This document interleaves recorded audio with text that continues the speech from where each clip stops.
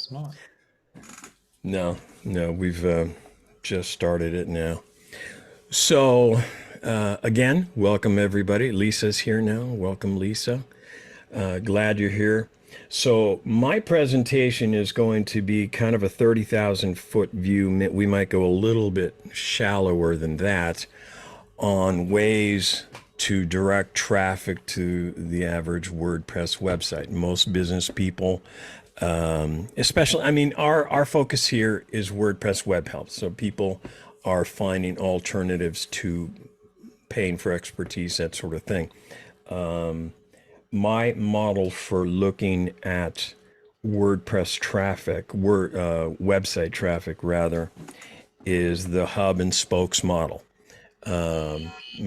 Very often, and especially early on in my development as a developer, I would build websites, and at the end of the build, there would be a website, and maybe especially back in the days when we were doing.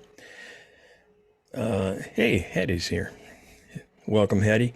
We would be doing, what would today be kind of considered black hat SEO. A lot of keyword games and a lot of trying to game the algorithm into directing traffic. Now, the fact is, we live in a world where Google, say what you will about them, and I have plenty to say about them, by and large does try to create an optimal user experience so that somebody typing something into their search is going to arrive at a destination, your website or mine, where they find content that's useful and what they expect, So, but traffic organically, I mean, what do we do?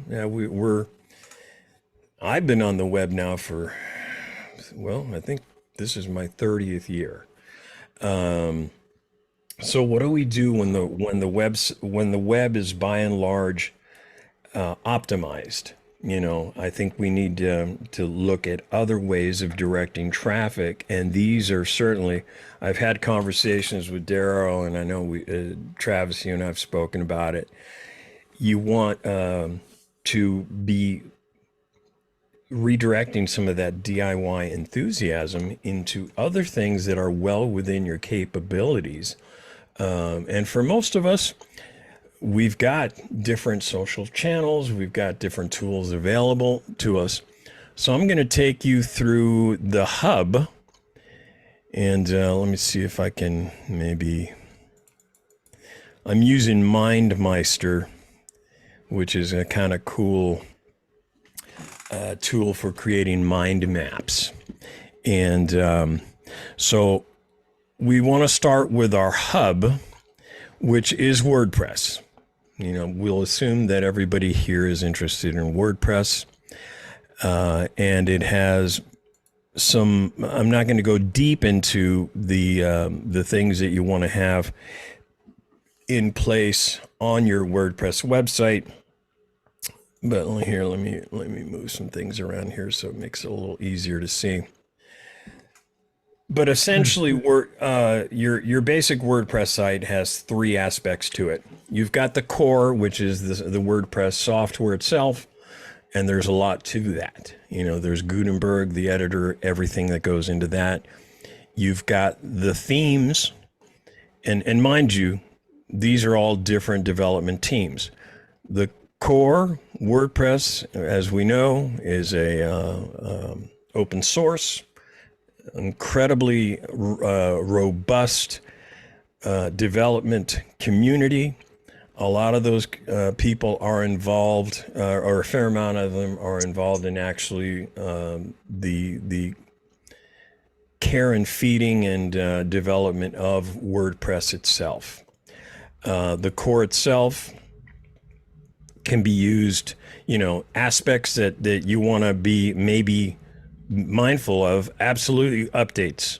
I tell people to be mindful I'm not a huge proponent of you have to grab every update that happens, because sometimes updates need a minute to get up to speed.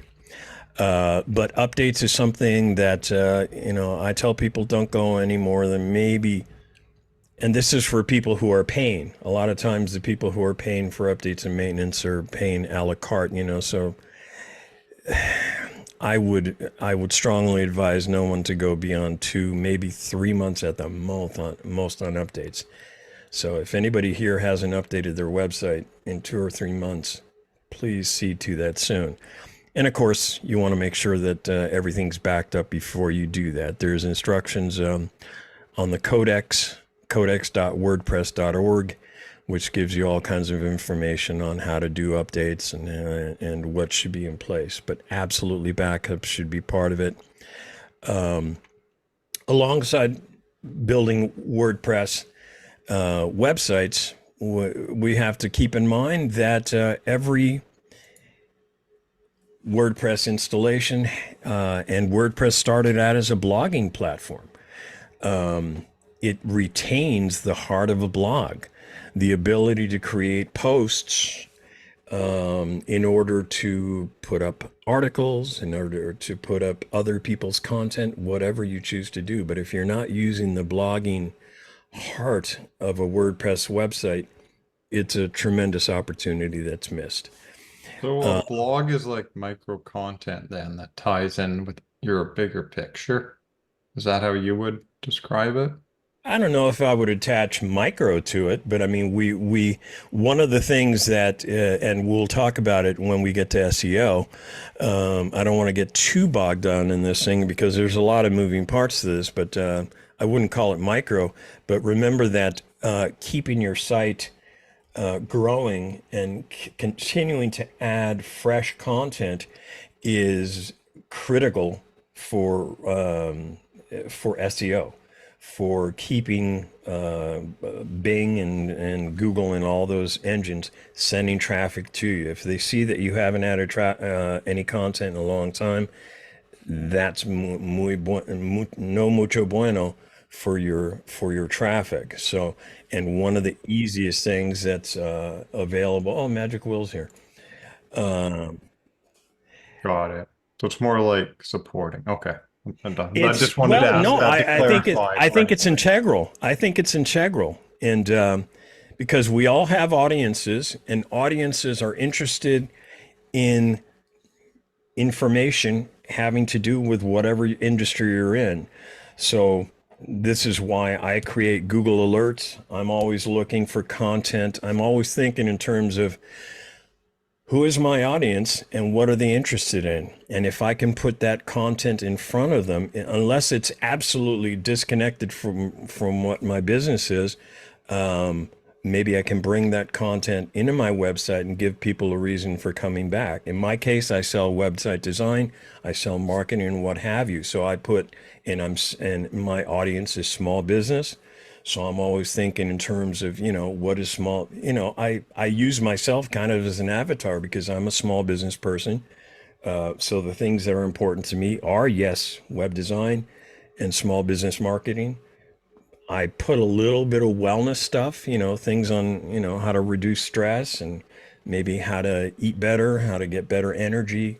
And just thinking in terms of that, what belongs on my website. Anyway, so I don't want to get too into that, but the blog, basically, you can either create content yourself or create or add other people's content. Remember, one of the great things about WordPress is the ability to create user roles on there so you can let someone else create content without them having the ability to break your website, or or you can also remain or retain oversight.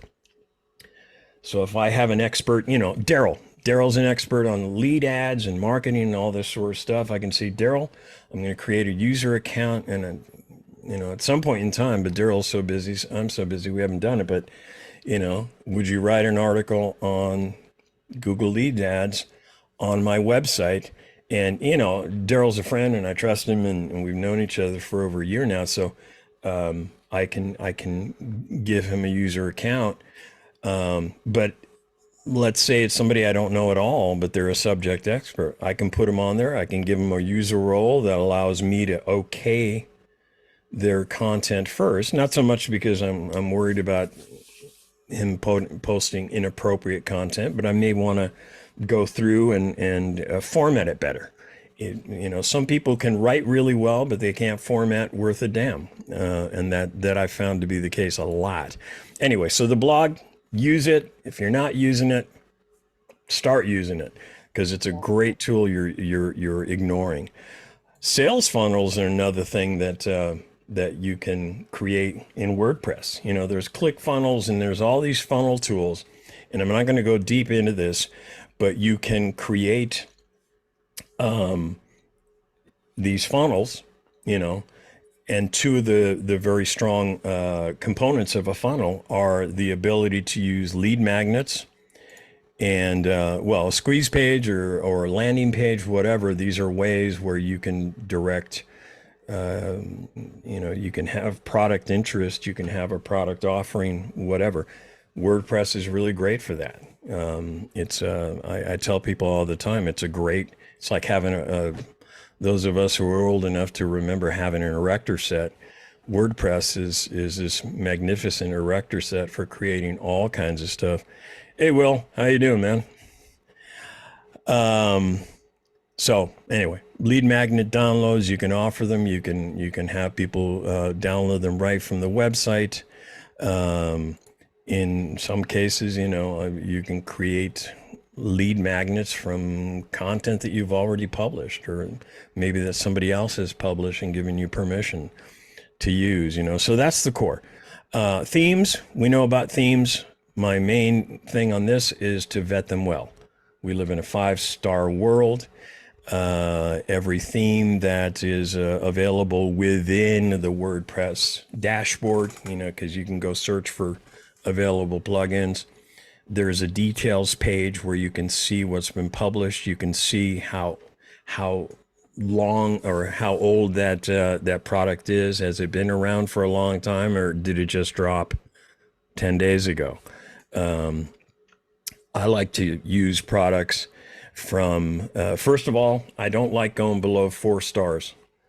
I've used 3 stars, but that's only like, and it's gotten a lot better in real estate. But I mean, I remember using some 3-star stuff in the past with real estate because there weren't that many real estate themes. Now there's a lot more, but try not to use less than 4 stars and look and see, first of all, if it's compatible with your current version of WordPress, if it, you know, when was the last update to it? And I take a peek at this. We have to be a little realistic, but I like to see that they're responsive to questions. You know, somebody has an issue to them, because remember, by and large, updates happen for security reasons or because there's a neat feature that they're adding. You know, usually it's a neat feature that they're adding, but sometimes if there's an update to the core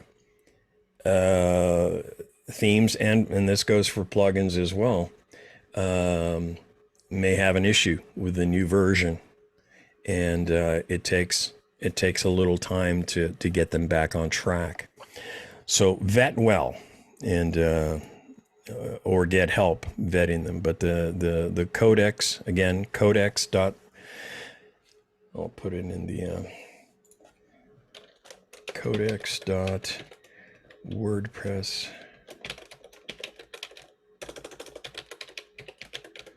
org. I hope that's the right spelling S. Let's see if that's the right link. Yes. Okay. That's a good place to get. That's, if you don't have that bookmarked, that's the Bible for all things WordPress in the free world of WordPress. Plugins, like I said, as well, vet them, make sure that you're, whoops, this MindMeister is a little tricky sometimes. Just vet them well. You don't want to be using products that are going to cause you headaches further down the road. Let's close that up. So let's move on let's talk about social platforms. And Derek, you can be ready to jump in on this. I called him Derek again. God dang it. All right. So we've got a number of different channels, as we all know. Some channels are more appropriate to your particular product, services, and industry. Same with you, Magic Well. I know that this is a strong area for you. Feel free to jump in.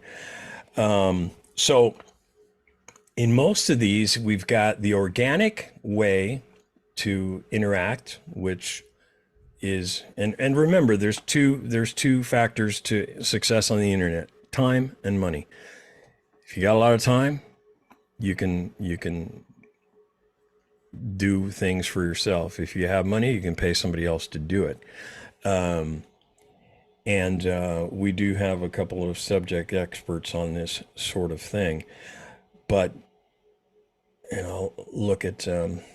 all the platforms cap you at a certain point overall where you have to pay, and that's on purpose. Organically, there are ways, yes, you can definitely hack it, make it work, but as a rule, most people have to pay eventually. That's, if you get to the reach they want, because to do it organically, you can, but most people, it ends up being more effective to pay. Perhaps. Yeah, and a lot of this is the planning part. When I put together a website, an important part of planning is to determine what kind of resources are.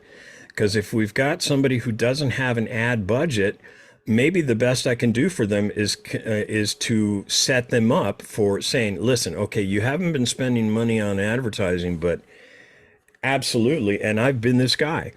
You want to get to the point where you are setting aside a portion, 10, maybe 20% of your business income towards advertising, because that's the world we live in. However, there's a lot of things, you want to set up what are going to be the channels originally that you're going to take advantage of. For most people, you want to make sure, let's start with Google. First thing you need to do is grab that business listing. It's free. You get in there, you grab it, you take ownership of it, and then you give them all the information you can. And this is where, if you've done a good job on planning your WordPress website, you've got a lot of information, a lot of marketing information about who you are, and how your messaging is, or what your messaging is, and who you're talking to. And this is absolutely going to reflect over in Google. I like to have, make sure that, and I've seen this, you've got homogeneous messaging. So your business isn't schizophrenic. You've got a consistent message of who you are and what benefit you bring to the world and your clients. So grab that Google listing. Make sure then in LinkedIn, make sure your profile and LinkedIn will guide you, and they will give you, they will tell you how, your profile is 20% complete, and they will tell you things that you can add to that profile, which will make you, this is important because you're building as an individual. And by the way, you should have both a LinkedIn profile for yourself, and you should have at least one business page. Many people will have, like Travis, he's got 2 businesses. There should be 2 business pages. I mean, should be. I really should try not to use the word should, but it's a habit that dies hard. But have those 2 pages set them up, have good messaging, have a good cover page, have a good cover image. Don't just have a picture of, a lake and a mountain. See if you can't maybe use Canva or something like that to create a little mini marketing billboard that supports your branding. Okay. Same goes with Facebook. We all have a business. We all have a personal page. If we have a Facebook identity, make sure that you also have a business page. Not everybody, by the way, I've got one friend of mine who's a professional musician. He used his personal page as his musician page. And at a certain point in time, it started becoming confusing for everybody, and some people, so he had to, in order for business to happen, he was letting people into his personal page, which had family pictures and all sort of stuff. It's not appropriate. Make sure you have a separate business page or pages if you have more than one income stream. Instagram can be really annoying, but it can also be really useful. This is, if this is where your personality gets to, all of these really, but I mean, this is all about having a voice. People are not drawn by just basic information and pretty pictures. They love stories. They love to know you, and social channels are a great way to let people have an insight into who you are and the personality of your business. I always have fun trying to help people because, let's face it, people are they're kind of reluctant to toot their own horn. Get over that. On social media, you want to be able to tell your story and be comfortable in telling the world what makes you and your business special and unique. YouTube, I mean, people love videos. WordPress makes it really easy for you to take video that you have on your channel, whether your own or someone else's. And we'll be putting this up tonight. Tonight's presentation will be up on YouTube. And it will get some views. We're hoping as this meetup group gets a little more sophisticated, we'll start getting more views. We'll have content that will appeal to a wider audience. Twitter or X, I'm still not sure that Elon Musk isn't doing himself a disservice by trying to take such I always remember Classic Coke. When that happened, you took this brand that was so ubiquitous and they tried to change it. Didn't go that well. But anyway, Twitter or X, I remember when I first heard of it, I thought it was the stupidest thing ever. Why would I want to, 146 characters? What can you say in that? Well, you can say a lot. If you're using the blog capabilities and you're putting good content on your WordPress website, and there are some really cool like Blog to Social and some other plugins that all you have to do is put some content on your website and it'll automatically allow you to simultaneously put that out on your social channels. Something like that is wonderful for leveraging your time. Your time is valuable. I would rather my clients be out, playing pickleball with their kids than sitting there spending hours and hours on some rather esoteric aspect of learning WordPress. TikTok, myself, I stay away from it personally, but I don't want to get into controversy on this sort of thing. It has a place.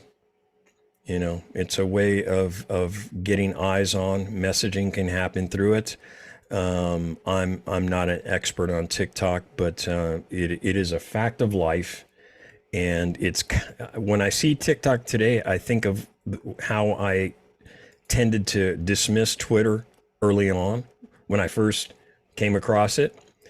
But Twitter and all these things are great ways of getting your content and getting all of these eyes that find your content on these different platforms, whether organically or in a paid fashion, get them directed back to the website. For me, all roads lead back to the website. That's where you have your best content. That's where you have your best messaging. That's where you have your best calls to action. That's where you have all your best poop, and you're distributing it in a useful way to bring benefit to your clients and potential clients. Influencer marketing is something that I can't speak to really intelligently, but let's face it, this is a social way of directing eyes to your website. Probably nobody here I've is worked with it a bit. That's probably the most powerful way to organically get reach on a platform, because you can pay to reach someone, or you can pay someone, or sometimes it might be a one-time deal. Because it's like anything, you can borrow someone else's audience. So if you can I've borrow someone right. else's audience, influencer marketing is very powerful, if I've not sometimes more powerful than paid. I've Holly? done I've done quite a bit of influencer marketing, and if you hit the right influencer, it's golden. It's worth Yeah, the you know what? And I misspoke because my mind instantly goes to Paris Hilton or somebody like that. And let's forget that that's not the case. I mean, Travis is an expert in the laser field. There are people who are laser, who are influencers in that field, who have audiences that might be useful. Magic Will does course creation, and there are people who are rock stars in that realm who can be very useful to piggyback on their audience, give them a venue for presenting their content on there. So yeah, I did misspeak. But anyway, that's an other way. And that brings us to affiliate marketing, which is in a similar fashion. These are other people who have audiences that if it's something that's related, if you can logically, if I'm selling web design, I'm probably not going to be, doing affiliate marketing with Mountain Dew. I mean, I could. We've all seen websites with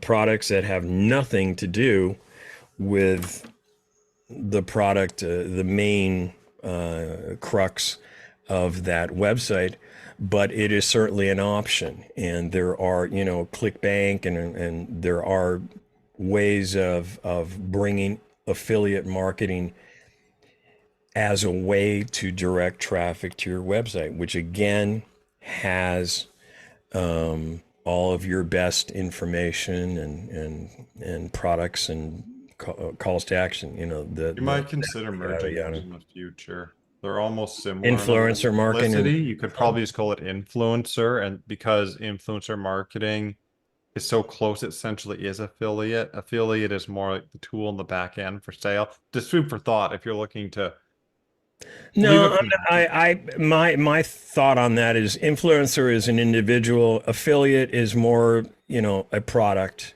Okay. So Like you've thought it that's through. that's why, Okay. yeah, I've thought it through. Okay. Perfect. I think of them as separate things. Yes, certainly you can do affiliate marketing for an influencer who has a product, and conversely, you can do an affiliate marketing deal with somebody who has a key person who is socially prominent. I mean, yeah, there's going to be overlap on any of these, but anyway, so that's social. Now let's get over to SEO, and And there's two it's too important bad points that about those, then I'll stop. It's go important. for, yeah, One go. is you don't own them.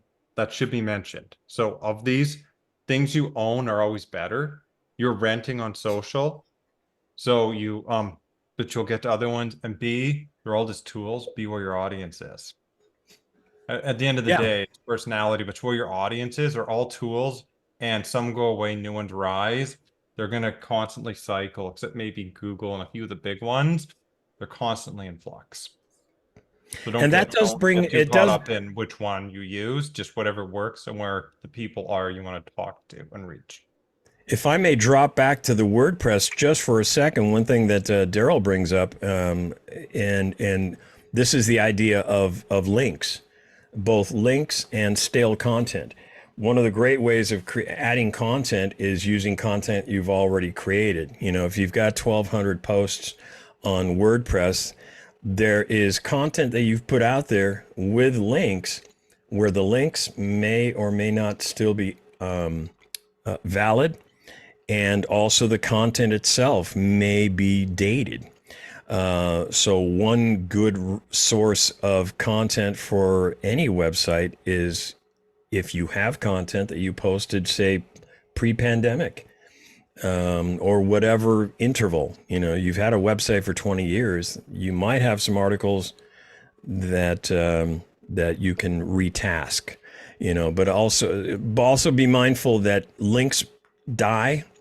And having a way, and there's plugins and what have you, you know, there's ones that I like to use to check for broken links, because that is one thing as we're getting to SEO that will affect your search viability, your search effectiveness, is having old links, dead links.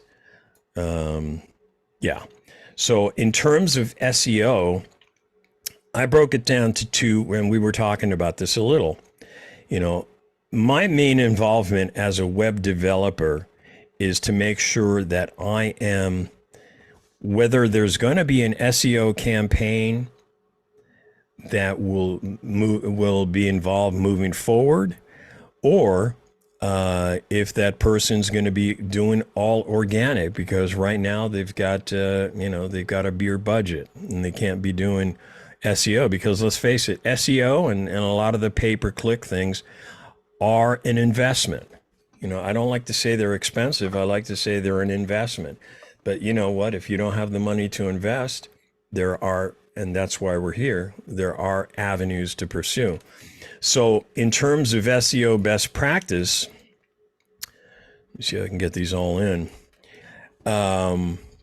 Keywords. SEO is all about what are people, you know, you want to be putting yourself in front of people that are already searching for you. You just haven't given them a path and clickbait, to you.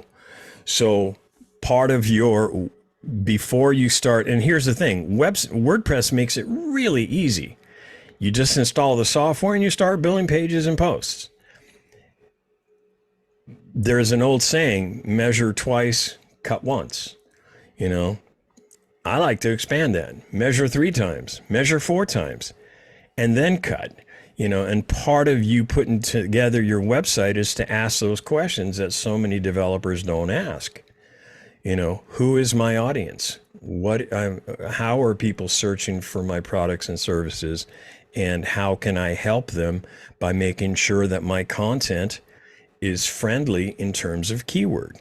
You know, Neil Patel's got Uber Suggest, a free tool. There's a number of free tools that allow you to say pop in a competitor's website. An important part of my planning and building process is to look at my client's competition, look at their industry, who's successfully doing what they want to do. And we can, if it's directly a competitor, we can pop in their website and see what kind of keywords they are searching. Now, understand that if that person is paying for all of their traffic, their website might be keyworded poorly. Probably not. You know, if they're really successful, they've probably done a good job of SEO best practices, plus they've got SEO in place, or they've got paid ads.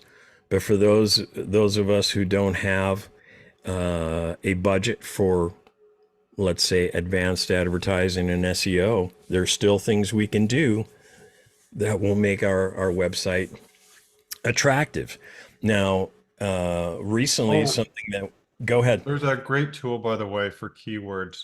You can make a Google Ads account, not enter any billing, I believe, still, and use their keyword planner. They've improved it and have it scan your site because they want you to run ads.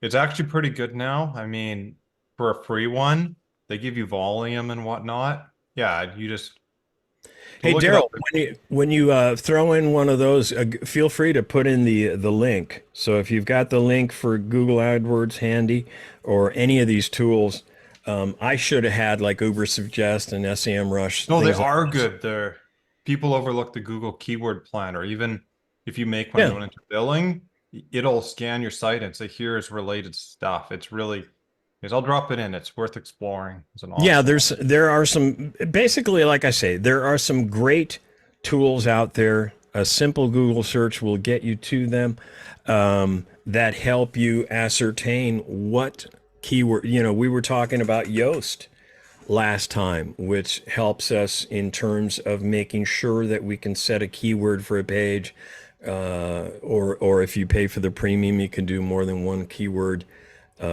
string, and it will help make sure that your content and the actual layout of the page, your tagging, all those things are as optimal as possible. We saw how it's got the red, yellow, and green lights to guide you, to tell you what to do.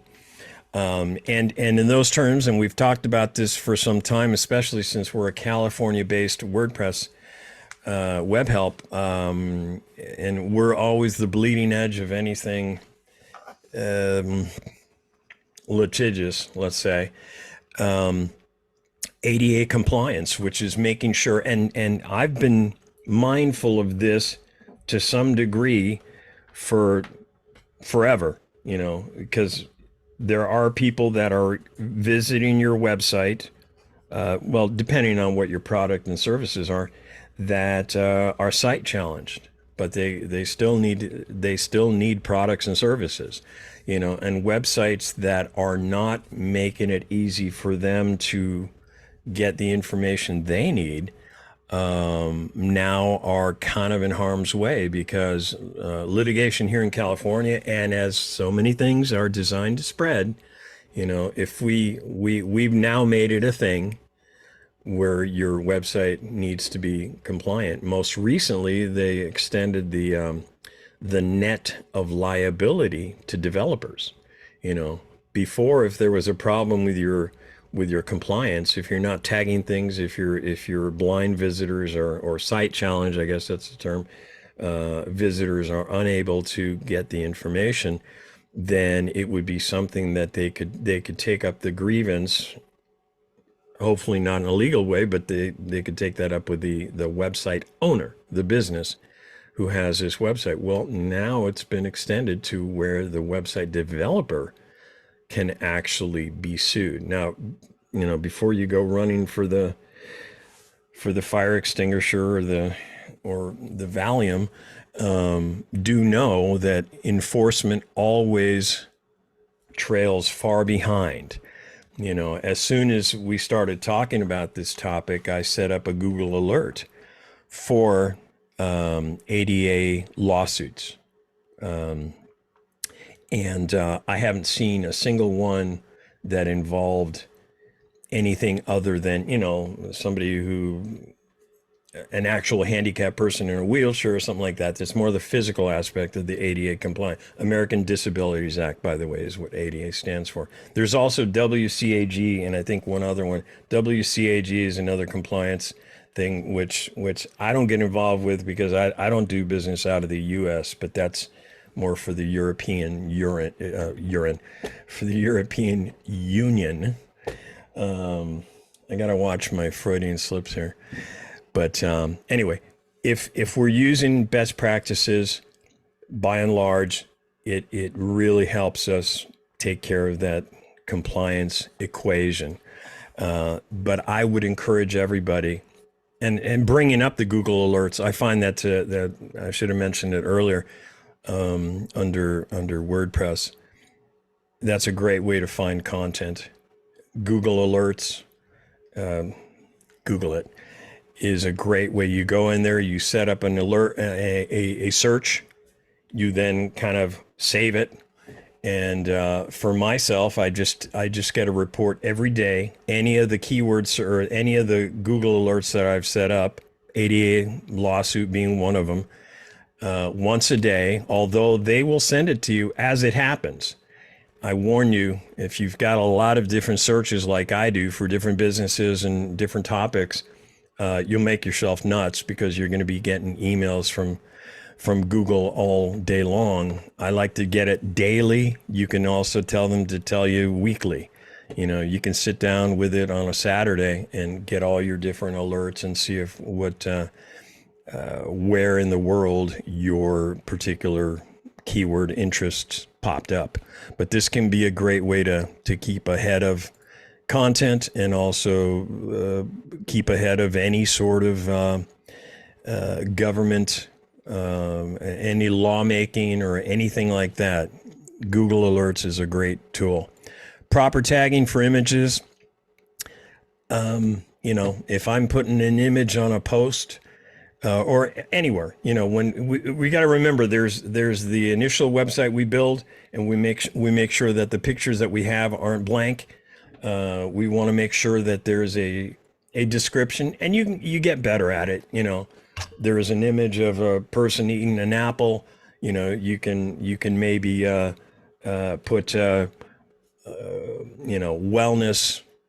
You know, maybe put the name of the article in the description for the image, and then, you know, I'll put like in parentheses image, girl eating an apple. You know, something like that, so that the person reading this on a site assisted reader will hear that. You know, they will hear the name of the article and then the parenthetical description, so they have a sense. They can get that mind's eye view of what you're seeing.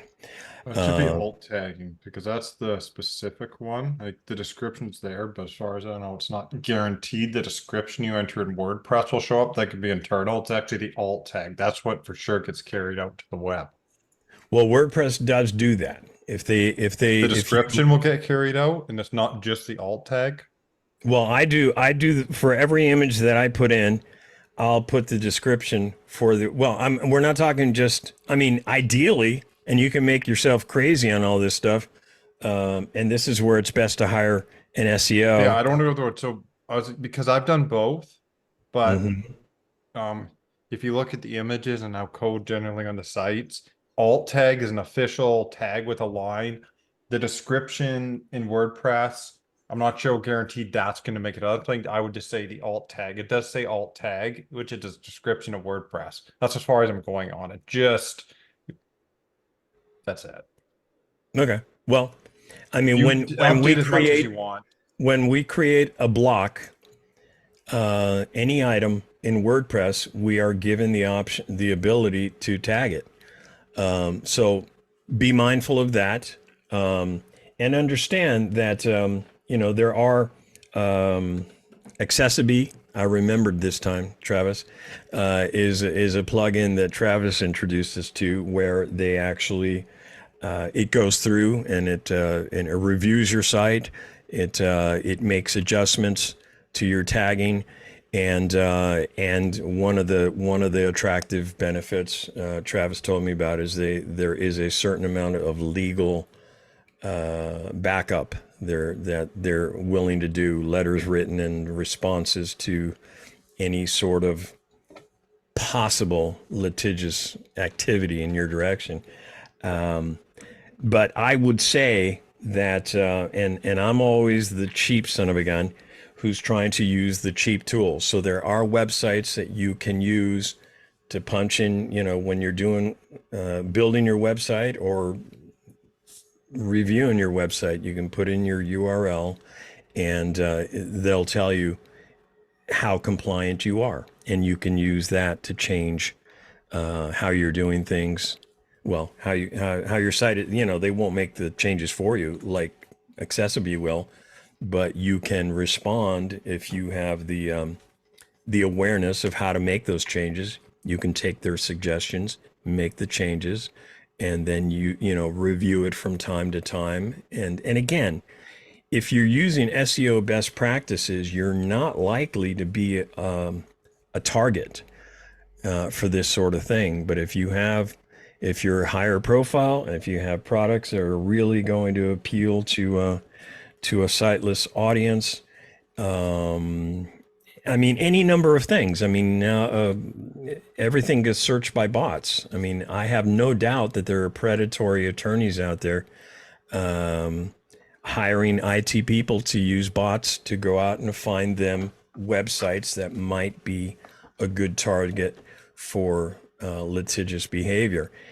If you're using SEO best practices, this likely won't be you. Although something like like Accessibility does put that handicap logo down at the bottom. Clicking on it gives them some additional insights as to and capabilities that they can use to have a better usability experience on the site. So unique titles. Chuck went through a lot of this last week because I'm noting just for sake of time. I know Chuck, except the links part, so you can go through it. But this was a good chunk of what Chuck. Chuck went so over. I'll kind of specific questions. Point taken. I'll roll through these. So you want to make sure, and this is something I do have a product that hang on a second here, that I offer. If anybody's not downloaded it, called 17 Fixes on Why Your Website Doesn't Perform or Isn't Performing. That is a free download on my website. I'll put that link in there in a moment. You want to have those meta descriptions for each page. We all see, I never want to see your home page named home. Okay. When I look at see up here, it says the marketing hub, WordPress web help, the information, our first view of how well a page is tagged is up here in the tab. But believe me, the bots go deeper. So you want to make sure that each of your page has a unique title. I recommend you include your branding in there. You want to have unique meta descriptions for each page. Don't have just a uniform description for your entire site and then put that description in each and every page on your site. That's not a good idea. Use headings, H1, H2, at H3 minimally. Typically H1 is going to be your page title, whether you're displaying it or not. H2 is typically a subtitle. I like to use H3s as, not bullet points, but as section, because as we're writing for the web, we want to make things quick and easy to scan. So use H1s, H2, H3, sufficient count. And again, this is where something like Yoast comes in handy. And remember, Yoast is free. So you want to make your copy easy to digest. And is it a good read? You do get a readability index from Yoast. It will tell you, it'll give you an indicator from a robot standpoint of whether your content is compelling, is worth reading. We've all read content that's clunky and hard to digest. So don't waste time. Don't ignore this. And especially nowadays, we can use our ideas and AI. I'm not going to go deep into that, to create content, make something a better read than we might do because of whatever time constraints or what have you. Yeah, and then edit after, because they're getting more aggressive with looking for stuff that could be AI. That's a different topic. Yeah, I would not. That's a whole presentation, actually. It is, which is why I'm not going to get into it. But I typically will throw something into AI and then use, I like that, the way it phrased that sentence, and then I'll regenerate it'll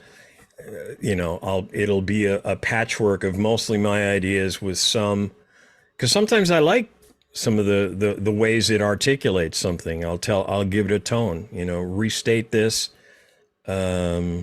especially if it's something that I've read a million times. I've seen it on my website, so I'll throw into Chat GPT, here, take this, because I too, like most people, tend to be more informative than entertaining. Sometimes it's nice to put something in which is very factual and ask ChatGPT to rephrase it with a friendly tone. Say this in a nicer way. And that can be handy. But be careful. You don't want ChatGPT creating your content. I'll say that. Links, both the ones that lead out of your page and the ones that lead within your website need to work. Dead links will cost you in terms of your search rankings. And again, this is something Yoast, like I say, Yoast can help you with this. Okay. SEO campaigns. I have nothing but love for SEOs. I've worked with a number of them. I love that they exist. I love that they seek me out to help them with their WordPress. Because that's the thing. There's a lot of graphic designers building websites. There's a lot of content creators building websites. There's a lot of SEOs building websites, and they're not building good websites. But I love it when I partner up with one of these experts, and together we can put together something. I always think of the Rolling Stones as individuals. They're pretty good, but you put them together, holy crap. The sum is greater than its parts, and SEO campaign with a great website is a thing to be reckoned with. There are some people just want a brochure site. That's kind of the industry lingo. Looks good, it sells, but it doesn't really have SEO. I mean, I've had there is a place for it. There is a thing, look, we're talking about spokes. Yep. It may not have the great SEO, but heck, if you have a strong website and you're doing a magnificent job of going out and networking one-on-one, and you're directing traffic to your business that keeps you busy and keeps the roof over your head and keeps your kid fed, that's awesome. And I'll get to print in just a second. I'm cognizant of the time. I'm not really going to cover web hosting really because there's a lot of things to cover. Anybody who wants to talk about these things, get hold of me. I want to get to email marketing because this is such an important thing. If you're not using email marketing, you're really doing yourself a disservice. You own it. That's a big reason. One of the main ideas. Own your marketing, own your audience. One of the main things that most of us have, we're at 7:10, so I'm going to cut you off there, Daryl. Sorry. I don't want my thing to go on forever. I'm a constant contact partner, so I'm pretty well versed on this. And one of the main things in marketing is to grow that email list, and use the email list that you have. Something like Constant Contact lets you do that. And the thing is, with something like Constant Contact, which integrates really well, I use WP Forms a lot. There's other forms tools. Constant Contact itself has forms that you can add to your website. Whatever. When we want to deal with both types of audiences, there's all kinds of dichotomies. There's the audience that is either human or a bot. That's one dichotomy. Another important dichotomy that I want to talk about is the difference between somebody who's ready to buy right now and somebody who wants to buy further down the road. If that person's ready to buy right now, your website and your efforts need to be directed towards making your website strong and and we'll even back up before then. Before they even get to your website, this is one of the reasons I love Yoast. It allows me, Google, for instance, if you put no tagging information whatsoever on a page or a post, whatever, it will algorithmically say, okay, this is where the key content on this particular page is. It will do that for you. I like the ability to use Yoast to even determine what this page is going to look like in a search.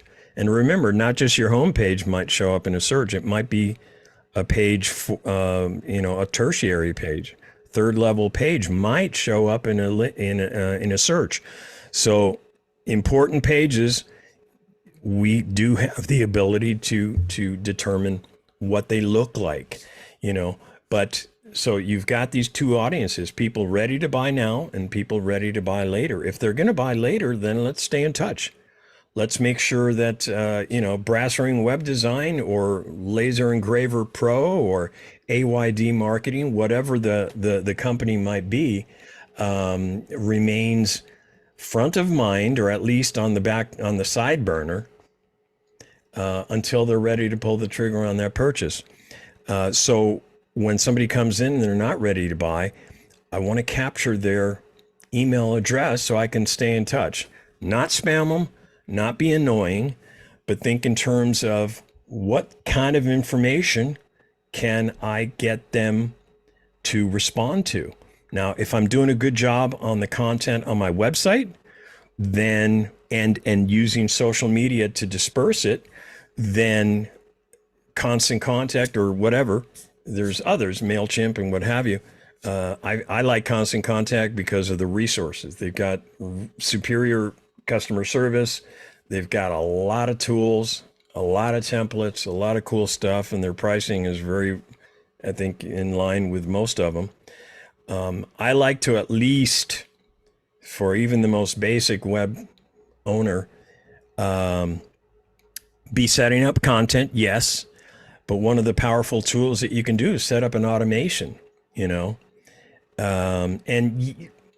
most forms, when you fill out the form, they'll give out whatever canned message it came with, or if you went ahead and overwrote it and put your own message, thanks for contacting Brass Ring Web Design. We'll be back in touch with you as soon as possible. It's pretty minimal. It's better if you have a nice, you want to have an acknowledgement message, but if you send out a message via email that says, hey, we're really glad you visited us, you signed up for our email list or our newsletter, whatever it is, you can maybe give them a free something that you promised them in order to get them to sign up for that email list. And then maybe the next, if you set up a sequence, the next one can give information about your business. And the next one beyond that can tell them about the principal person. If you're doing consulting, or there's an individual whose authority we're trying to build, whether it's a consultant or an influencer or whatever. And then maybe the next one can be send them a special offer. I mean, these are the building blocks of funnels. Stay in touch. Don't be salesy, because if all you're doing is buy this for $50 or buy this for $20,000, whatever it is, that gets annoying. But if you send somebody some information that is going to be useful to them, or keep them from getting in trouble, or help them be healthier, whatever it is, if it's something that's useful to your audience there, and your subject fields tell them it's there, they're likely to click on it. And once they click on an email, that's where you can maybe make an offer to them or direct them to some useful information, whatever it is. Automation sequences are great aspects of automated marketing or email marketing. I like to do a newsletter. I put articles on my website, and then every month, if I stay on top of it, I try to send out like a little kind of a bunch of snippets from each article that will, if they haven't already seen the article, we'll send them to it. It gives me an opportunity to maybe offer some services, or have a topic for the email, whatever. The sky's the limit. There's so many different ways to automate. And the cool thing is about Constant Contact is they'll help you. They've got people there to coach you, so We're like, at 716, just by the way. got it. just so you know. Copy that. So, a welcome email, a brand awareness, an offer, useful content, surveys. Surveys is another useful thing, and they do have templates for doing surveys. Let's look at print marketing real quick. I'm not going to cover radio and TV. I have no expertise in that, but understand that that is a legitimate way of directing traffic. I think I would probably look at social, paid social first myself. And then I would probably do paid SEO after that, in terms of priorities. And before I got to radio and TV. Radio and TV is a thing, but it's expensive. Just know that. But it can be A new emerging possibility is Google Play or Prime, Amazon Prime, Netflix. They're selling advertising now. Apparently, it's very well priced. Yeah, and I would put, all of the TV. When I say TV, I'm including Amazon Prime. I'm including Netflix. I'm including all of the different platforms. Well, I don't know if does Netflix have ads? Yes. They do. have an ads Anyway, option. they all do. They all do. Crackle, Tubi, what's the Pluto, and I mean, there's so many different radio and TV. They are ways of getting your message out. Be aware of them, and it may be in your evolution as a marketer. It might be there might be a time where that's appropriate. And this should be part of the conversation and planning. Print advertising is something that is really low-hanging fruit. Business cards, don't underestimate your business cards, and don't get the cheap-ass business card at Kinko's that just has your name. I read a book, a couple of books on business card advertising. The Japanese raised the art of business card marketing. It's fascinating when they present a business card. It's presented with reverence, and when you receive somebody's business card, it's also received with reverence.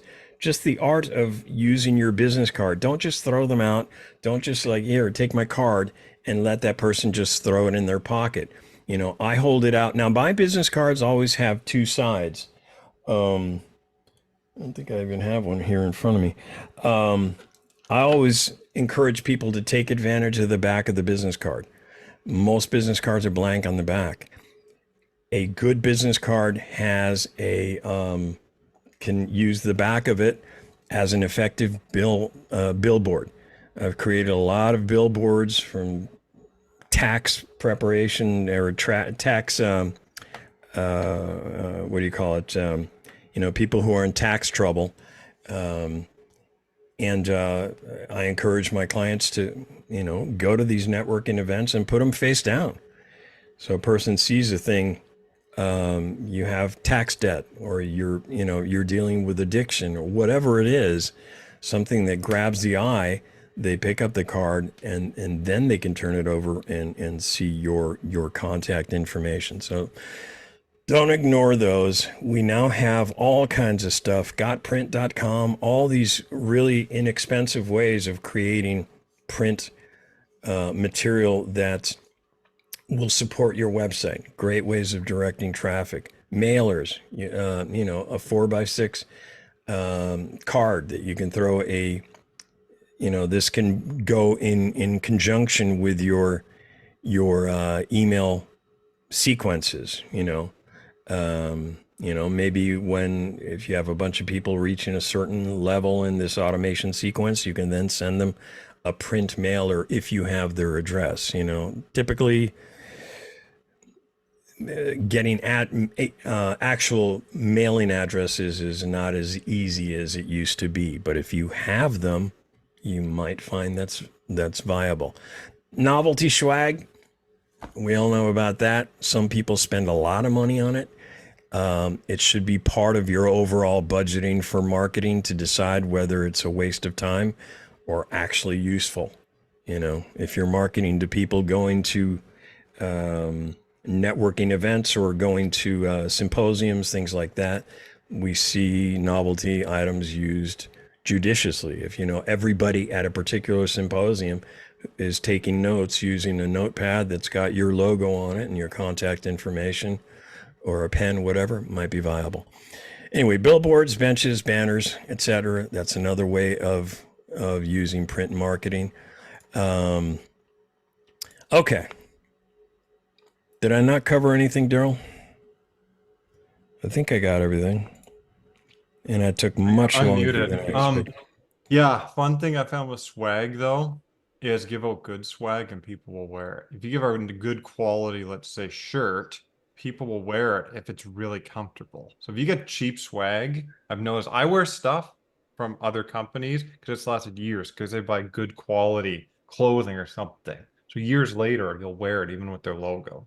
Just And that brings up an interesting topic is when we look at pay per click in certain industries, like back when I here in San Diego, I lived in La Jolla most of my life, and I did the Bar Association website, and you would be amazed how much attorneys pay for leads. I mean, you go pay for click, and a click for a legal lead can be ridiculously priced. 200. Hundreds, if not thousands sometimes. I mean, depending. I mean, it's always, there's some correlation between the target and how much it costs us to get to it. So, a $6 t-shirt might be. Saying maybe you buy a $25 hoodie. Maybe it's really Yeah. nice. Oh, and all these things, Anyway. basically, Google doesn't care how they heard about you.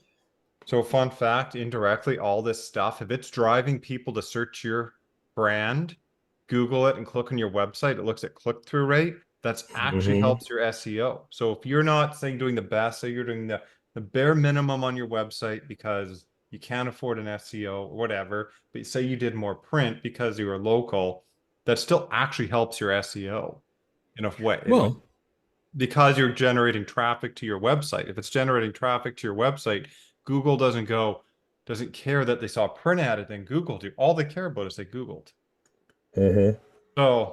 So does anybody have a question? Lots of ways to look at this. Or anything they'd like to contribute? Anywhere where I fell on my face? Will? Yeah, I would like to say, I mean, two key takeaways that I got making a LinkedIn business page. I had my personal page, but I actually just set that up in the background that you brought that up. So that's wonderful.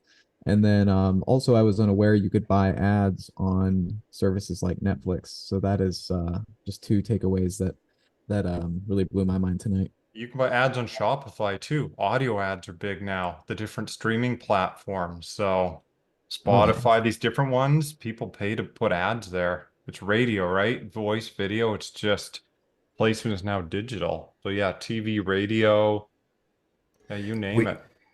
There's a lot of ways that we can organically make our websites more attractive, and we can drive traffic without spending an additional dime. However, Charles has that's to go. going to be. Bye, Charles. Huh? Thanks for coming. Oh, he's gone now. He said bye. I was just sure. Damn. Anyway, that's the thing. You start by making sure that your hub, again, this is hub and spokes. We've been talking about a lot of spokes. I hope I emphasized enough that the hub needs to be strong. If you're spending money on directing traffic to your website and your website sucks, you're wasting money, because they're going to come to that website and have a bad taste in their mouth. You want to have them enjoyably, and this is the basis for Google. They want to send traffic. They want to send traffic to you. They want to send traffic so that their users will find something that's useful and attractive and Thanks, if Will. your website. Oh, you out of here, Will? Podcasts weren't mentioned. Podcasts are actually pretty awesome because there's a lot of people that you want. You don't even have to pay. And if they have a bit of a following and then that podcast ranks for them, but your name, you'd be Yep. surprised when people look for guests, especially if you're in a really hard to find niche. Mm-hmm. It's a really you can, yeah, That's podcasts are overlooked. really true. Anyway. In fact, with one of my clients, I'm looking for that opportunity right now. They're specializing in Alzheimer's. So yeah. So and here's the thing, with WordPress again, we can treat it like an erector set. Once you build your really good set, and regardless of how the traffic gets there, you want to compel your visitors to act in the direction of your business goals, and not necessarily in this order, and also to fulfill their needs and wants. I mean, it should be you want to serve them well, and you also want to fulfill your business goals. Done well, planned well, you'll achieve both of them simultaneously. It's like a buyer trend. I think that's what Holly's doing. It's kind of about sort of what you touched on, then how can your website be a good buyer journey content wise? Yeah. But the bottom line is make sure that the hub is strong first. And then you can, based on your budget, then move on you want to make sure your spokes are set up. But the spokes have to be spokes that you are able to, either yourself or staff that's available are going to be able to maintain them. Because whatever you're doing socially, do it with regularity. And well. Do it well to the best of your Quality. ability. You can let me finish, Daryl. Okay. Do it in a quality way. Yeah, exactly. And that will vary. That will vary. Do it the best you can. And the beautiful thing about WordPress is you're not printing out 20,000 flyers. You're not printing out a bunch of things. It's not carved in stone. You can literally, and I've done this in the middle of the night, getting up to make myself a smoothie or something like that, or whatever. I can stop off because I thought of something, and I can make that change. You can change a phrase, whatever. You have an idea, and you can change that. But that's why I'm saying make that hub as strong as you can make it. Have some channels in place that you can, at least for now, maintain and perpetuate. And then you can branch out in terms of, if your income, which ought to respond,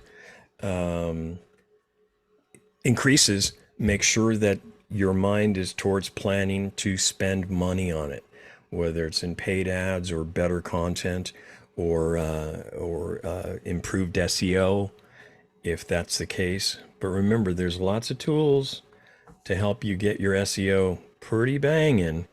And at a certain point in time, do I spend more money here? These are conversations that are worth having with somebody who knows how to have them. So that was a good presentation. I found the biggest thing I did, my biggest mistake was doing too many channels at one point, not doing them well. The quality was not there.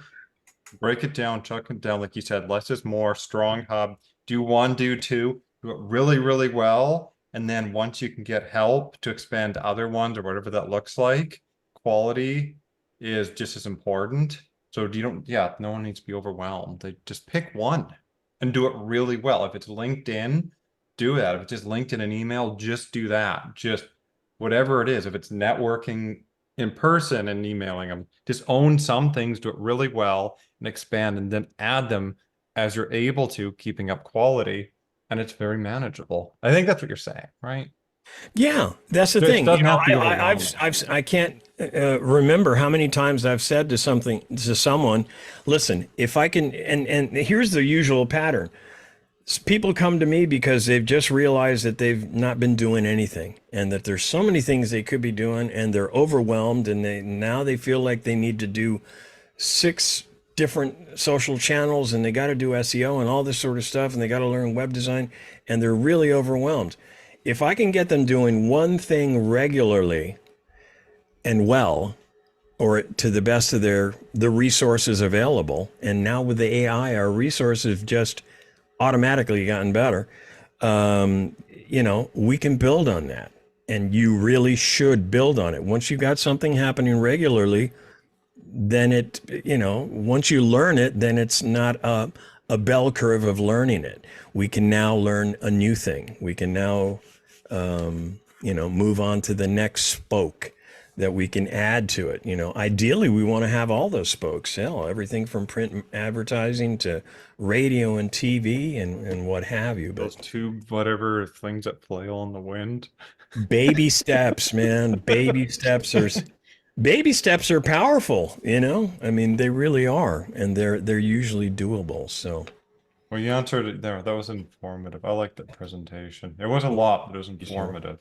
it was a lot more than I expected it to be, because it's really easy to put together. I mean, what do I do when I do a job? I do a lot of things, and want to consider a lot of things, and it's hard to put them together. But I'm by the way, again, mindmeister.com. It's a great tool. They'll give you up to 3 mind maps for free, and they have a number of different templates for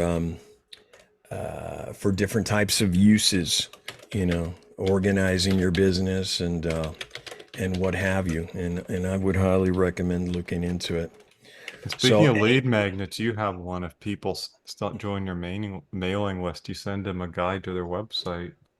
I never did send them that guide, did I? So if anybody wants that guide, hang on a second, and I will give you the link. All right. You out of here, Holly. I'm out of here. Nice seeing you. What's your buddy's name again? I Oh, my forget your dog? This Yeah. is Jazz. Jazz. Yeah. Hey, Jazz. Good night, Jazz. Okay, we'll see you soon. Yep, bye, Take Ollie. care. Be Bye. good. Always. All right. So So there are no questions for me. Yeah, I should get going. That was good. I didn't. Wow, I didn't. That was it's actually an pretty interesting. Usually when you do the presentations, I didn't realize how much you had planned, but you covered a lot. I'm sure people that helped a lot of people decide where do I focus, because they get caught up and maybe all you have to do is show up at networking events and shake people's hands and actually email them back and set up coffee meetings. I mean, Well, I would encourage there's the anybody. I lowest mean, hanging fruit. It's actually pretty. That's a cool thing. I like the idea of putting and here's the thing, again, back to MindMeister or any sort of mind mapping. The idea of using mind mapping techniques, and look into it. It's a powerful way to create content. It's a powerful way to organize complex content. A great way to organize your business.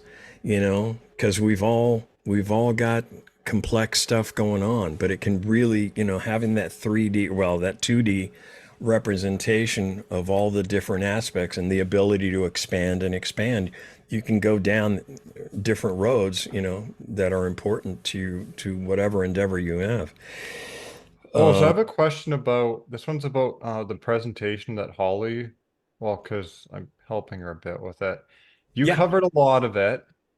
So going forward with it, it's about buyer's journey. Should it be, we're thinking more on the website, but I wonder how much should touch on the social side. I mean, what do other members here want to see? There's Yeah, something- well, and I should tell. I was looking for Geez, I feedback. forgot to tell you guys. Next month, we've got Magic Will is going to be doing a presentation on the second Monday on course creation, which is an area that fascinates me and any of us. And I know Travis and I have spoken, Daryl, you and I have spoken. We accumulate this expertise, and everybody wants to monetize something. And one of the best ways of identifying an income stream is to monetize what you already know. And course creation is that. So in April, we're going to have Will talking to us about course creation because that's his expertise. But also in May, Holly's going to be talking about content creation. I am going to get together maybe this Thursday. Daryl, you and I and Holly can talk about her presentation. Maybe she can join us. Yeah, because it feeds off yours. I'm wondering how much. See you later, Travis. Yeah, bye, Travis. Talk to you soon. Yeah, so this is my kind of this is the last thing I want to run by you quickly. Then I want to get off here. Is that I want to tie it into what you just did because I was curious what you did. And you covered a lot. So I don't know if we really go too much into the social or should we be more on the website buyer journey? I think we're doing mostly the website buyer journey, but I'm kind of wondering, do we go incorporate Well, more of the social? I'm kind of, it's I interesting. think, You cover so much stuff. well, I mean, you and Holly are, hey, Greg, did you have any questions or anything like that? I don't want to see you take off with that. You haven't said anything tonight. Um, did, I did actually, you, did, I did you did get have a fed? question. Did you get fed? I got Yeah, fed. go ahead. Yeah, I actually ate dinner with my screen turned off. Oh, cool. This is related to SEO. Yes, sir. So I operate a small hosting operation, and for the last 20 plus years, my team have built e-commerce sites. So Cool. security is critical. Absolutely. I can't begin to tell you the number of hacking events that I've had to deal with over the years. Right. Can you Client of put, by the mine- way, while we're talking, can you put your contact info in the chat? Yes. Yes. Go ahead. Yeah. A client of mine engaged a new SEO person recently, and she's built a lovely WordPress site to help promote their product. Okay. I am obsessive about security, and I run WordFence in absolutely every blog that I've got installed. Got it. Yeah, same here. Okay. This gal comes along, Jamie, and tells me that she refuses to run WordFence or any such module because it's going to slow her sites down. Then she needs better hosting. That's my first thought. If it's Oh. going to slow down your site that much, that sounds like Oh, really wait, this cheap is, host. Don't take that the wrong way. But this in is my the hosting you're experience- talking to.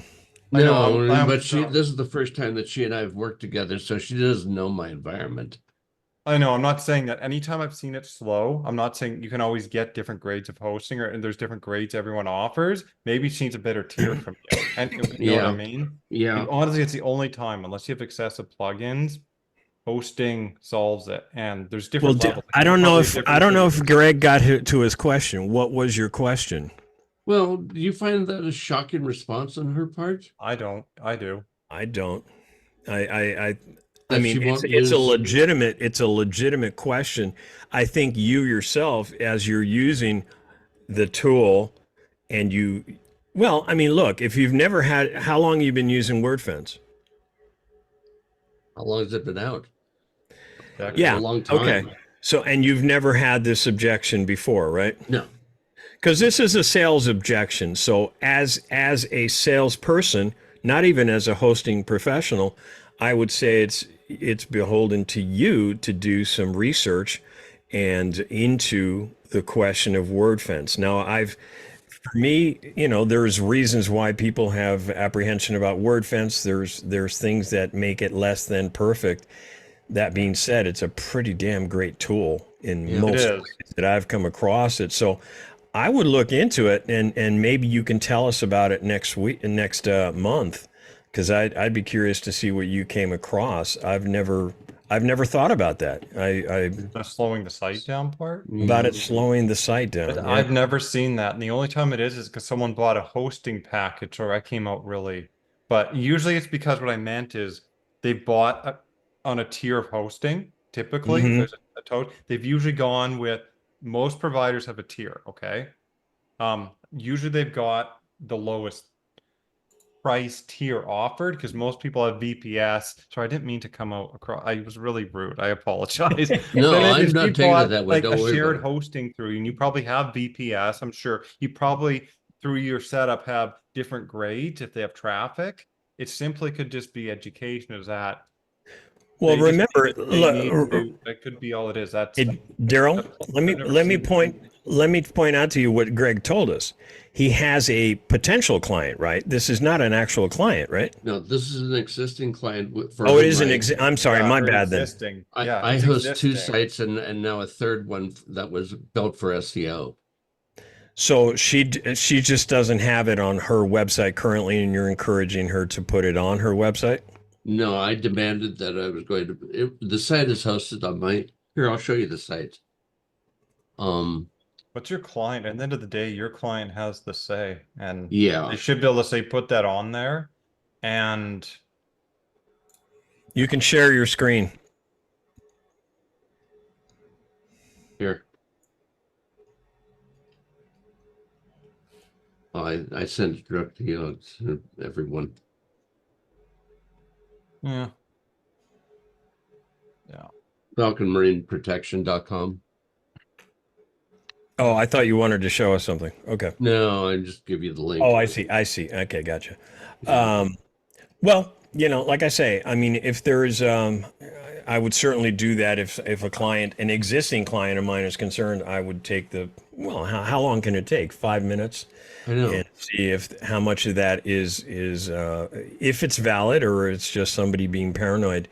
Because I mean, WordFence has been around a long time. I consider it to be the leading malware, security tool. Yeah. I love the fact that it's very robust as a free. I mean, hell, the stuff that it does for nothing is Absolutely. amazing, you know. Yeah. Yeah. Have you ever played? I've never played with the premium version.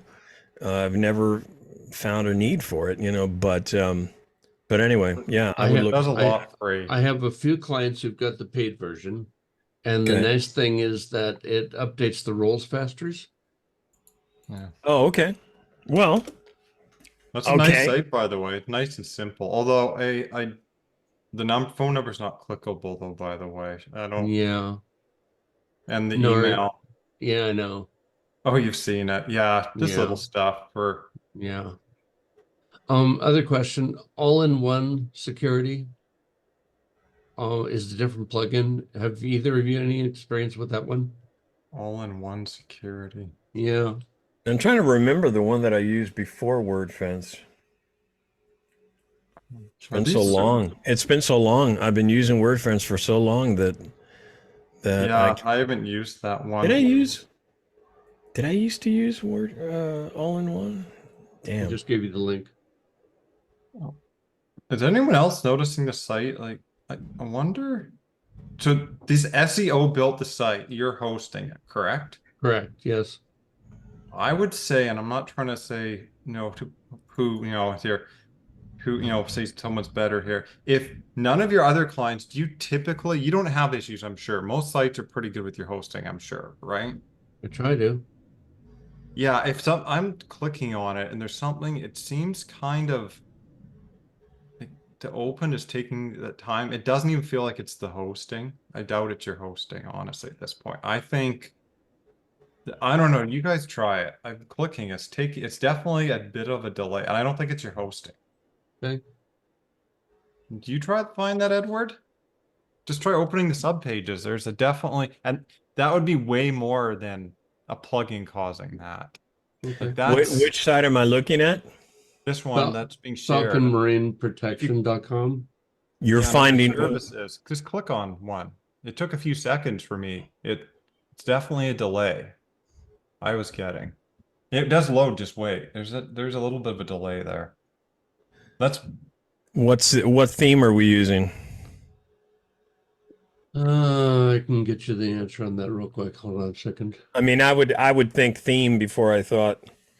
Well, I would think theme before I thought hosting. I would think. I mean, all we have to do is. Yeah, honestly, the only time it's ever hosting is if they get like the lowest tier package and they build some site with a ton of plugins. I mean, that's the Okay. only time.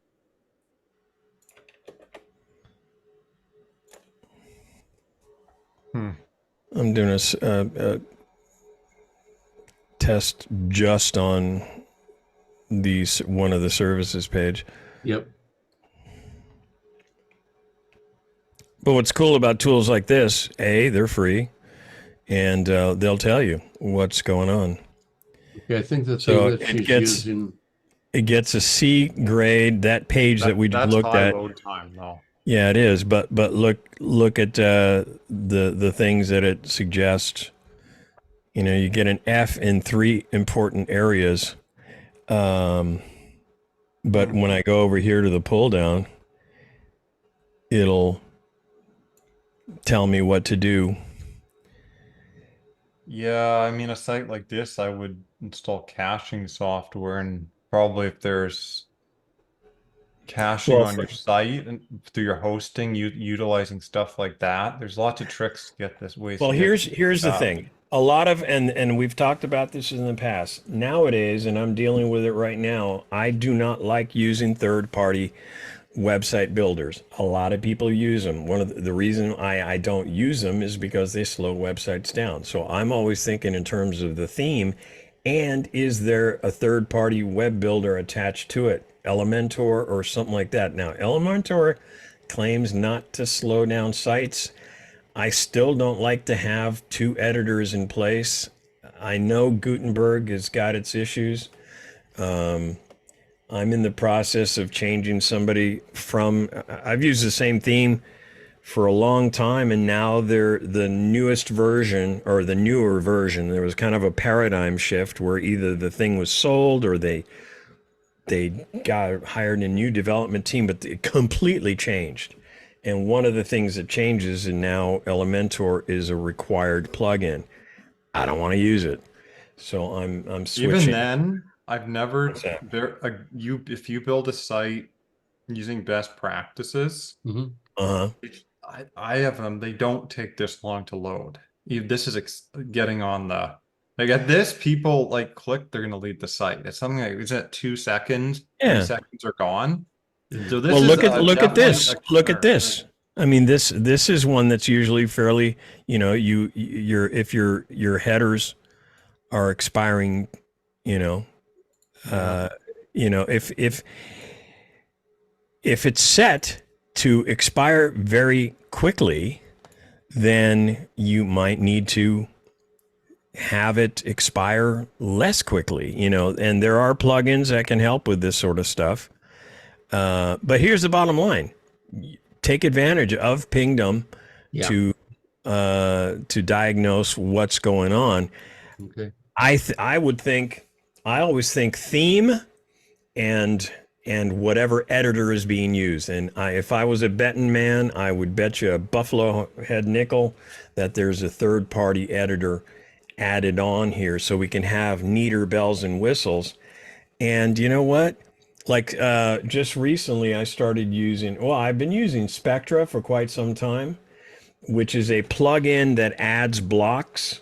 Well, not just blocks. It also adds features and all kinds of stuff. It acts like a third-party editor, but it actually works with Gutenberg.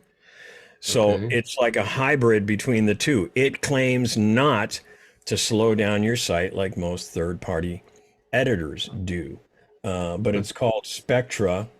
And let me see here. And yeah, and for your hosting options, do you have Mhm. one with what's it called, light cache, or one of those caching availables? You know out there Yeah, available. like WP fast. What is it? WP fast Light cat. cache is another one, and it has to be on the host side. Because when I found if you go from the basic option someone offers, if they have a cached one, that makes a big difference. Sometimes that's all it takes. Okay. I just looked up WP Fast Cache. Yeah, and there's like light, and some of them light speed, I think it's called. Some of it is plus being enabled server side. Remember Yeah, when it's a nice speed boost. the reason I use the fast cache is part of my vetting is I see how many installations they have. So there's a lot of caching, but when you look at the installations, it'll say 5,000 installations. So I'll pick the one that says 600,000 downloads. Because that's a larger test base. If there's problems with it, 600,000 people are going to complain about it, or they'll have a broader beta platform to draw from. I'm trying to Okay. get to the I'm gonna run it to the Google one. Cause let me do one thing here. There's you I want to turn appreciate your recording time. off? if you guys got a second, I'll show you something interesting. I was watching this just a couple days ago. Let me find it real quick. Hmm. Just the first few seconds of this will. Even the Google tool is showing. Interesting. It's spinning for quite a while. Bum, bum, bum, bum. Where are we at? Here we go. Yeah, if this was definitely, if it's your client, I would. Ooh, 20. So yeah, I ran it through Google. It's saying speed largest. Yeah, there's yeah, these tools for caching will minify stuff. Yeah, they're running something on there. 6 seconds. Yeah, the Google, what's it for the desktop for Google is rated at 48, and that's usually high. Google, Mhm. yeah, Google's reflecting this. What's the address of the Google tool I'm Paid- familiar with the Pingdom. Here it is. Yeah. Wix is your platform. I'm to so perform on. tired of Wix running ads. Okay. So I put in the chat. It's So I ran see it it. through. Yeah, it's And Block Editor currently doesn't have any workflow features like Here, with Spectre. take a second on watching this.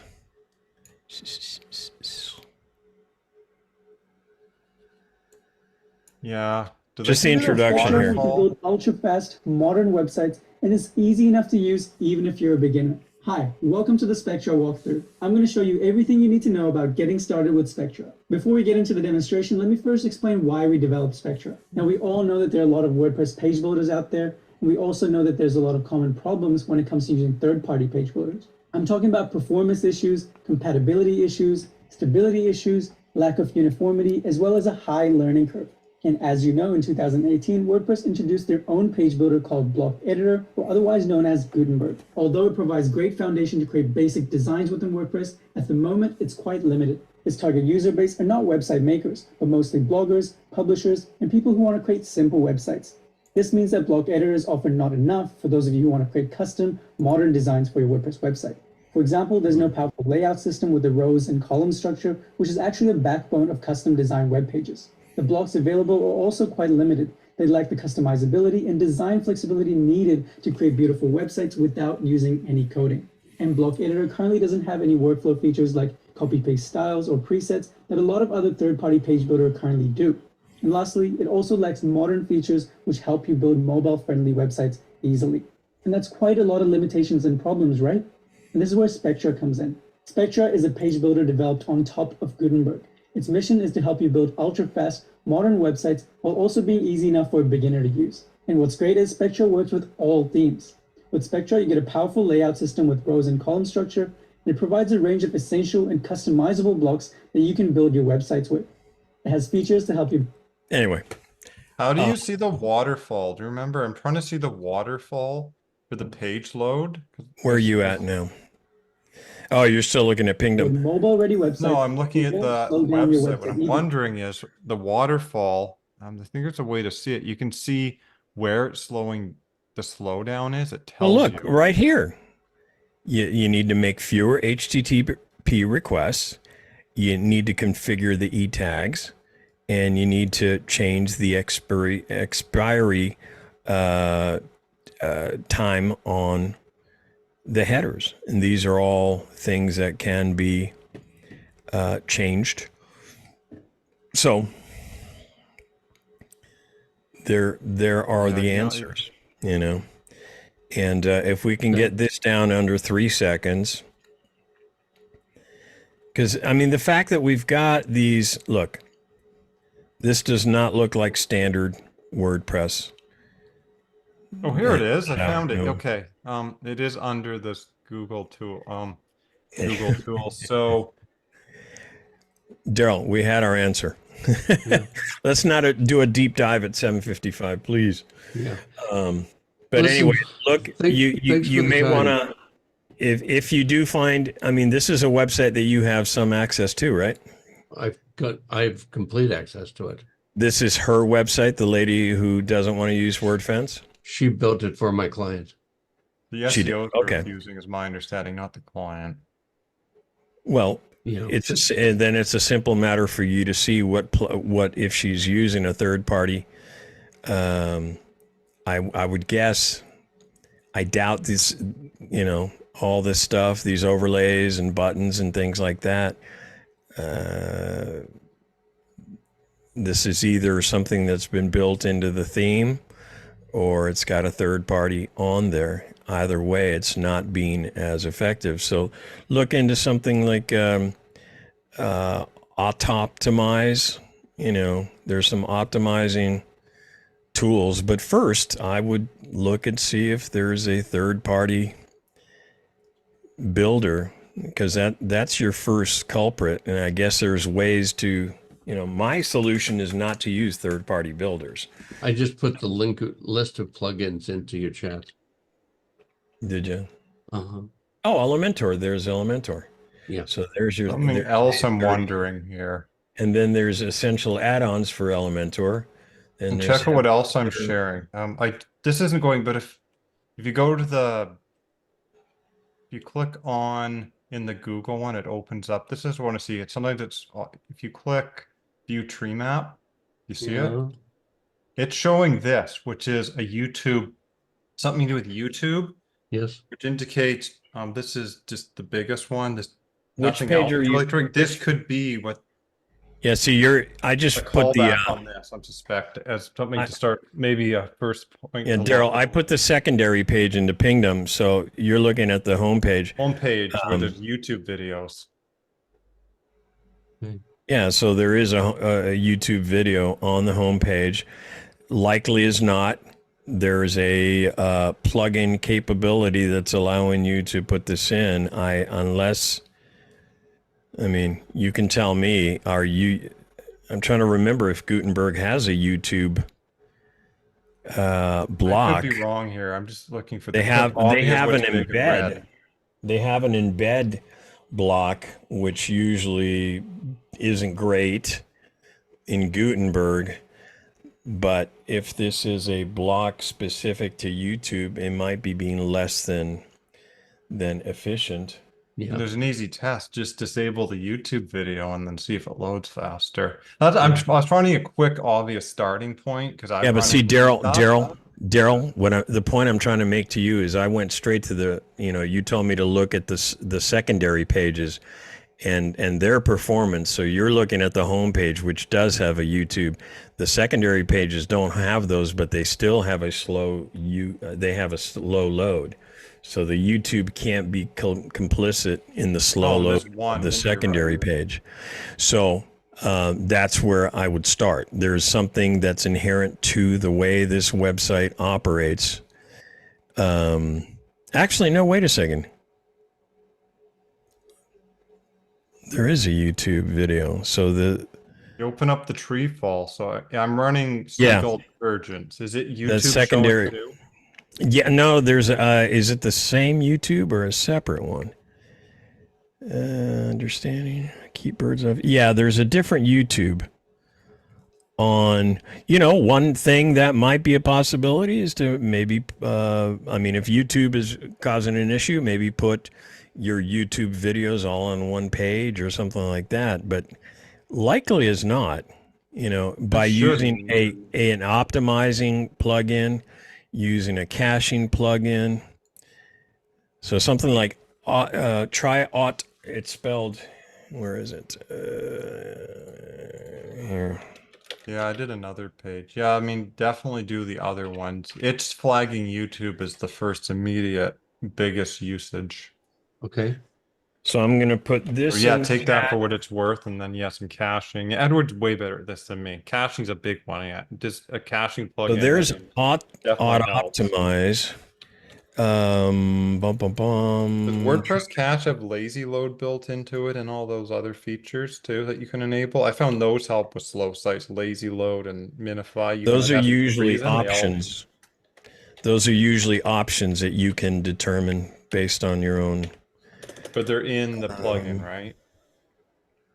If I recall, I found lazy load and stuff when I've run this for clients. I've actually done this. I just play dumb with websites.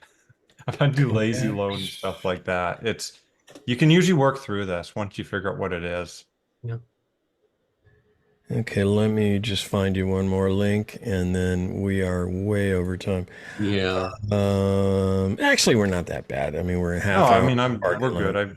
We Usually Could it's I other some people. answers, could I get call them you one of some these days, a Ed? starting point, and I'm then sorry? Yeah, I you just can call me you? get anytime. Greg a starting point. So Here, main page. So I'm looking at.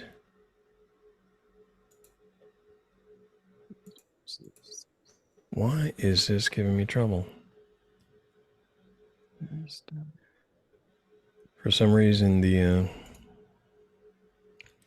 search button on the home page of the codex is not cooperating.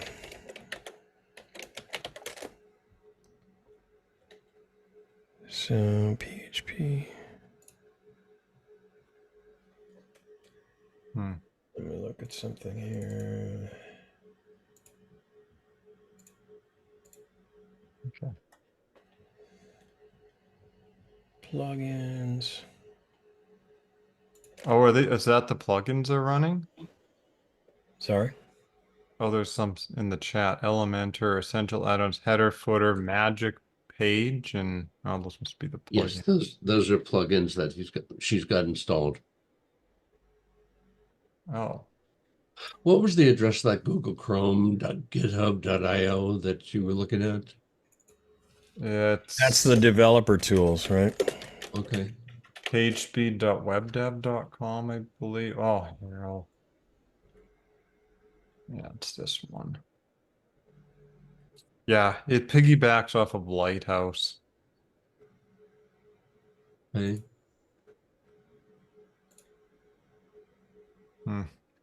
I was going to put it in my bookmark it so that I can get to it later. Here's the cache plugin that I use. Oh, they're using the Uh, Magic Page plugin. Okay. What is Magic Page? I've not I'm encountered. Googling it. I've never heard. So you build, I'll share my screen because I've seen a lot of plugins and most of them don't slow down a site this much. And I've run more than that. As you've seen, you can run quite a few. This one is quite interesting. Just by the sound of it, Magic Page has that WYSIWYG. But read what it does though. It SEO perfect page for every location, your business. Add it to a website, choose a radius, click create. This is sound, and I'm no expert. Research it. Like this would slow down a site. Just reading Well, it does a sounds lot of like. stuff.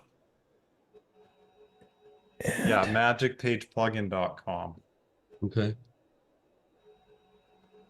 I mean, So for you, Greg, you ought to. I don't think your problem is WordFence, but you can.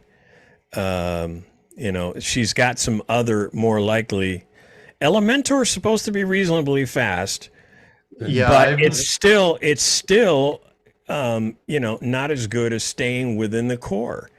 If you have two editors running simultaneously, that's a problem. If you can stay within the core, if you can stay within the core, not only do you not have to worry about the additional speed issues, but your updates and maintenance are already part of the core. Any changes to that editor are going to be taken care of by changes to the WordPress version. Check out my chat though. That's my site. It's WordPress Astra with Elementor Pro add-ons. I've got WordFence, a few other things running. I mean, I'm building it out. Look how fast that loads. Oh. So I'm building this out. It's not done, but I mean, I've got plugins. That's what I'm comparing. That's Elementor. Wow. So this rips. Yeah, it's my new site going live at some point here. Okay. But yeah, I mean, I'm just trying to. So we're talking about plugins. It doesn't necessarily mean your site's gonna crawl, but yeah, it's just okay. All right. Well, I hope that helped. And it does. And could I get the link to that Google Chrome developer tool that you were using? Do you know how to save the chat? Yeah. Yeah. So make sure that you save the chat. Right. and it'll all be there. Now, this is the website we were just talking about. New site, AYD, blah, blah, blah. So it is have a pretty fast And that's elementary load everything time. you're talking about. This is, it's still That's getting, mine. I'm building right now. yeah, this is getting a performance grade of 77. Yeah. So it also wants you to make fewer HTTP requests. They always have some way to critique it. You're getting a better grade on the expiries than the F that Greg's client is getting. But anyway, these could all be better. Okay. But again, I don't see. It's always been my habit not to. Here's the thing, too. I'm not disagreeing with Element. you, No. Let me finish. Elementor is wonderful right now, and it's more popular probably than ever. And I'm wondering if maybe Elementor bought the theme that I'm migrating out of, because they've now made it a required plugin. And a lot of these themes, they try to get you to add on a third-party plugin, and a lot of people use them, but they always end up in performance issues. They always, because they add a layer of complexity. They add, you've got two editors, and here's the thing: you end up with a lot of your content in that plugin. So in other words, to test what I'm talking about, go, create a bunch of content using that method, and then go and deactivate that plugin. Okay. You'll find that your content disappears or gets really funky. Yeah. And so at that You're point in right. time, when I've rescued people, years ago was my first experience with third-party plugins going awry. There was one that a third-party builder built, and at a certain point in time, for whatever reason, the team no longer was doing their due diligence, and the plugin died. And eventually it was removed from the approved list. Because if you haven't updated in 2 years, they will remove their blessing. And now your content, what do? Yeah. You have to literally reformat the entire site. Whereas if you stick with something in the core, which is why I've always done this, stay within the core. You want bells and whistles? Spectra will give you some bells and whistles, but it works with the core rather than be a separate editor. And that means that if at some point in time you remove Spectra, the core remains unchanged, or at least the content is there. It's now not locked into proprietary code or something like that. This is a sort of forward thinking we have to do. I mean, this is part of me being in WordPress for 15 years. Yeah, you're right. I've stepped on my crank in ways, making decisions that are based on everything's working well now, but if you've seen things change as much as I have, you will try to minimize the potential for that. And it's always attractive to, well, gosh, I can do this with this tool, and I can do this, and Elementor does this, and I have a question on that, Edward. Yeah. I agree. Normally, if it was a client, in this case, it was my site, and I didn't really different. I don't see a download. So what does it mean if someone's plugin isn't in the repository for WordPress? Is that a bad it probably thing? means any of a number of things. One, it's been removed. Two, they don't offer a free version through the repository. Maybe they just want you to, some plugins will only sell through their own website. Because that's doing this. I looked at this magic page one. I did a search. It's not in the official repository. I was curious. Maybe it is 3 stars. I'm putting it in here. I'm not even seeing it. There's also plugins that don't have, as I'm looking at Magic Page, I don't see a free version here. I see a $99 a year version. I see a $99. Well, no, I'm sorry. These are all $99 a month, the first two. And then so it's not available as free, which is why, if it can't be downloaded for free, you won't find it in the codex. Oh, okay. Which there's a lot of plugins that don't offer themselves free. I mean, there's nothing wrong with that, but my thing is there a great tool available for free that's reliable and has a history and a legacy that I can rely on, that I can use, like Yoast, like This Word. is, yeah. There's some great free tools that are badass out of the box, got a great reputation. They build on it.